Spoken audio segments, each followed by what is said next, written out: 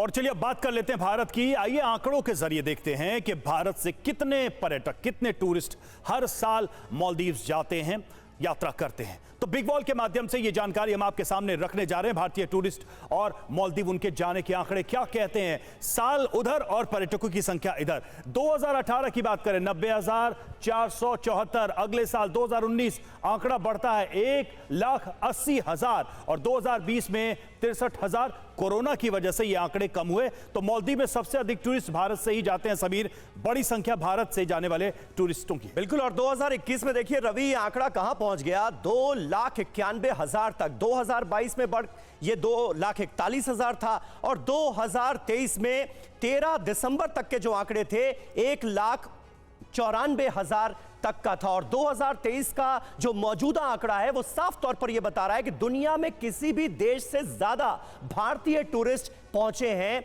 मालदीव। तो ये अपने आप में एक हकीकत है जिससे मालदीव भी इनकार नहीं कर सकता। ऐसे में चाइना के और करीब जाने का मतलब क्या होगा, सुरेश गोयल साहब। लेकिन हमें यह नहीं भूलना चाहिए कि आज की तारीख में मालदीव के जो प्रेसिडेंट हैं मुइज्जू, उनका कैंपेन जो था पूरा वो इंडिया आउट स्ट्रैटेजी को लेकर आगे बढ़ा। यह नारा दिया गया, यह कैंपेन चलाया गया और उसके बाद वो सत्ता में आते हैं। उन्हें और उनकी नीतियों को प्रो चाइना माना जाता है, उसके बाद भी वो चुनकर राष्ट्रपति बने हैं। ऐसे में चाइना के नजदीक उनका जाना, चाइना से गुहार लगाना, इस पे क्या हतप्रभ होने की बात है?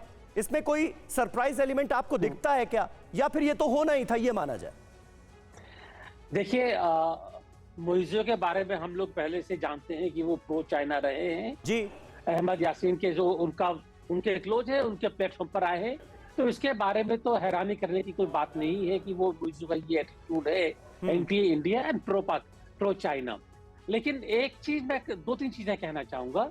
एक तो मुझको जो मेरा पर्सनल ख्याल है जी, तो जो तीनों मंत्री जिनको मुइज्जू ने बर्खास्त कर भी दिया है, अभी तक पहले ही दिन बर्खास्त कर दिया था, सस्पेंड किया सर। अगर सस्पेंड किया था उनको, अगर वो चाइना के कहने पर बोलते तो शायद वो सस्पेंड नहीं होते। तो मेरे ख्याल है कहीं ना कहीं उनका एंटी इंडिया जो एटीट्यूड है वो ज्यादा सामने है बजाय कि चाइना के कहने की बात है। अच्छा। नंबर 2, ये भी एक जाहिर सी बात है कि चाइना पूरे एशिया में, अफ्रीका तक अपना असर बढ़ाने की कोशिश कर रहा है और उस असर को बढ़ाने में उसे इंडिया को न्यूट्रलाइज करना जरूरी है।